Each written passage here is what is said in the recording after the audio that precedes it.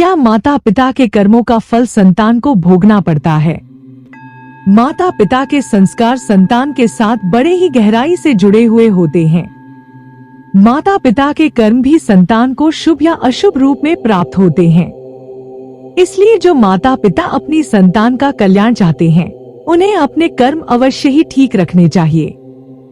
यह कहानी है मृत्यु के देवता यमराज की पुत्री सुनीता की, जो अपने माता पिता के लाड़ प्यार में उद्दंड हो गई थी। वह देखती थी कि उसके पिता पापियों को दंड देते रहते थे।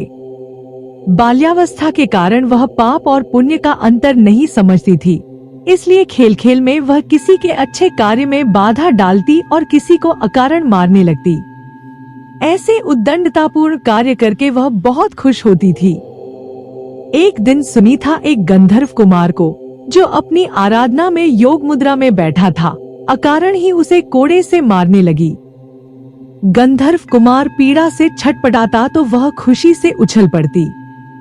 वह उसे खेल समझती।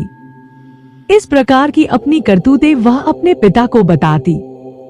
पिता उसकी इस उद्दंडता को बाल सुलभ खेल समझकर चुप रह जाते। न तो सुनीता को ऐसा करने से रोकते और न ही उसे समझाते। बहुत दिनों तक ऐसा चलता रहा। एक दिन फिर उस गंधर्व कुमार को, जब वह पूजा पाठ कर रहा था, सुनीता ने मारना शुरू कर दिया। जब असहनीय हो गया तो उसने क्रोध से शाप दे दिया, तू धर्मराज की बेटी है, तेरा विवाह एक ऋषि पुत्र से होगा, तेरी एक योग्य संतान भी होगी, पर तेरे इन दुष्ट कर्मों का अंश उसमें व्याप्त रहेगा। सुनीता ने यह बात जब अपने पिता को बताई तो धर्मराज को लगा कि उन्होंने बड़ी भूल कर दी। संतान की आदत और स्वभाव पर ध्यान न देकर उसे भले बुरे का ज्ञान नहीं दिया। फलस्वरूप उसे शाप मिला, पर अब तो समय हाथ से निकल चुका था। धर्मराज बोले, बेटी, निर्दोष तपस्वी को पीट कर तुमने अच्छा काम नहीं किया। बुरे कर्मों को करने के कारण तुम्हें यह शाप मिला है। अब भी संभल जाओ और अच्छे काम की ओर मन लगाओ। समय बीतता गया। कन्या बड़ी हुई तो उसके विवाह की चिंता हुई। उसके शाप को जानकर कोई उससे विवाह करने को तैयार नहीं होता था।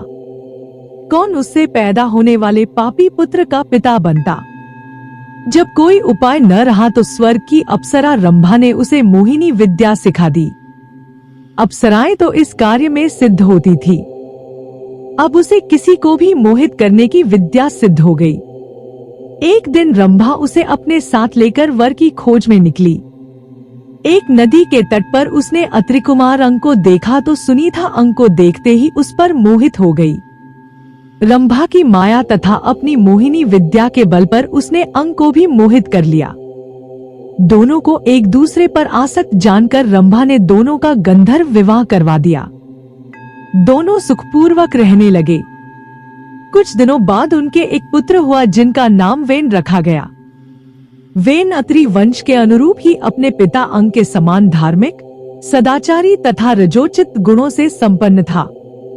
आचार विचार और व्यवहार में सब उसकी बड़ी प्रशंसा करते।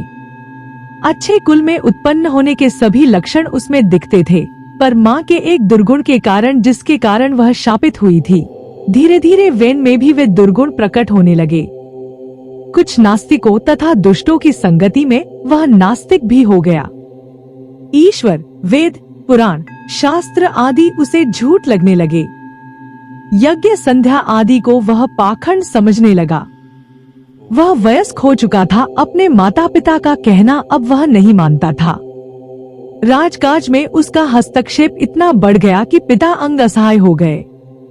राजा तो अंग थे, पर आज्ञा वेन की चलती थी। सुनीता अब समझ रही थी कि उसके संस्कारों का परिणाम शापग्रस्त इस पुत्र में उतर आया है। उसके हठ तथा उद्दंडता पर किसी का वश नहीं था, सब विवश हो गए थे। वेन के इन कर्मों से प्रजा दुखी रहने लगी। महाराज अंग को अपयश मिलने लगा। जब सब प्रकार से वेन को समझाकर हार गए तो अपयश से बचने के लिए एक दिन निराश होकर अंग ने चुपके से घर ही त्याग दिया। राजा के बिना राज्य में अराजकता और बढ़ी। ऋषियों ने अंग पुत्र वेन को राजा बनाया और समझाया, तुम्हारे दुष्कर्मों से दुखी होकर तुम्हारे पिता ने राज्य त्याग दिया। अब तुम अपना राजकीय उत्तरदायित्व समझो और सत्कार्य कर प्रजा को सुख दो। पर वेन राजा बनकर तो और प्रमत्त तथा अहंकारी हो गया और बोला, आप लोग मुझे ज्ञान मत दीजिए, मैं स्वयं बड़ा ज्ञानी हूँ। ईश्वर, धर्म, शास्त्र आदि सब मेरे आदेश से स्थापित होंगे। मेरी ही आज्ञा के अनुसार धर्म होगा, शास्त्र वचन होगा। आप लोग अब मेरी आज्ञा के अनुसार चलिए और मुझ में ही ईश्वर, धर्म तथा शास्त्र की छाया देखिए। ऐसे विचारों वाले वेन के कार्यों से देश में अराजकता बढ़ी, सारे धार्मिक तथा सत्कार्य बंद हो गए, प्रजा की सुरक्षा नहीं रह गई, दुष्ट लोगों का बोलबाला हो गया, धार्मिक कार्य बंद हो गए। कहते हैं समय के साथ हर चीज का अंत होता है। पाप का घड़ा जब भर गया तो ऋषियों, मुनियों तथा प्रजाजनों ने विद्रोह कर दिया। वेन को पकड़ लिया और उसे प्रताड़ित कर राजा के पद से हटा दिया। सत्ता छिन जाने से वह असहाय हो गया। अब वह दूसरों की दया पर निर्भर रहने लगा। ऋषियों ने प्रजा से परामर्श कर उसके पुत्र पृथु को राजा के पद पर प्रतिष्ठित कर दिया। वेन जंगल में चला गया। निश्चय ही अच्छे कुल परिवार का व्यक्ति भी कुसंगति के कारण अपनी मर्यादा भूलकर कुमार्गी हो जाता है, अपने कुलधर्म को भूलकर सबके दुख का कारण बनता है और अंत में अपने इसी आचरण के कारण वह स्वयं ही नष्ट हो जाता है। इसलिए हमें कुसंगति तथा कुसंस्कारों से हमेशा बचना चाहिए और माता पिता को भी ऐसे कर्म नहीं करने चाहिए कि वो हमें अपने कुपुत्र के रूप में प्राप्त हो। हमें अपने अच्छे बुरे कर्मों की सजा अवश्य भुगतनी पड़ती है। मनुष्य इतना असहाय हो जाता है कि वह चाहकर भी कुछ नहीं कर पाता और समय के साथ ऐसे ही नष्ट हो जाता है। आशा करती हूँ कहानी आपको अच्छी लगी होगी। धन्यवाद।